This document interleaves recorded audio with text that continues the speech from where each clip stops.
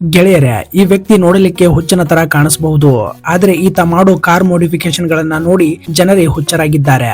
ಈತ ಕಾರನ್ನ ಮೋಡಿಫೈ ಮಾಡ್ತಾ ಇದ್ರೆ ಅದನ್ನ ನೋಡೋಕೆನೆ ಜನ ಬಂದು ಗುಂಪಾಗಿ ನಿಲ್ತಾರೆ.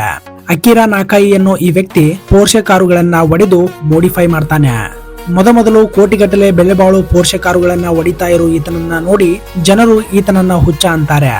ಆದರೆ ಈತ ಮೋಡಿಫೈ ಮಾಡೋ ಕಾರುಗಳ ಫೈನಲ್ ಟಚ್ ಅನ್ನ ನೋಡಿದ ಬಳಿಕ ಜನರೇ ಹುಚ್ಚರಾಗಿ ಈತನನ್ನ ಹೊಗಳಿಲಿಕ್ಕೆ ಶುರು ಮಾಡ್ತಾರೆ.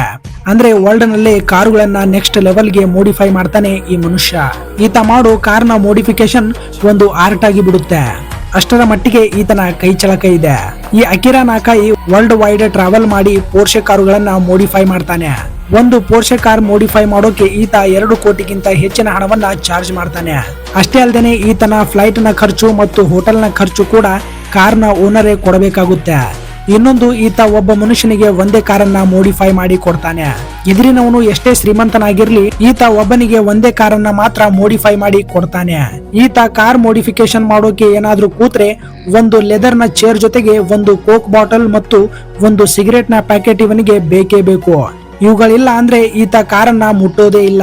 ಹೀಗೆ ಅಕಿರಾ ನಾಕಾಯಿ 48 ಗಂಟೆಯಲ್ಲಿ ಓನರ್ ಮುಂದೆನೆ ಕಾರನ್ನ ಮೋಡಿಫೈ ಮಾಡಿ ಕೊಡ್ತಾನೆ. ಇಡೀ ಜಗತ್ತೇ ಈತ ಮೋಡಿಫೈ ಮಾಡೋ ಕಾರುಗಳ ಹಿಂದೆ ಹುಚ್ಚಾಗಿ ಬಿಟ್ಟಿದೆ.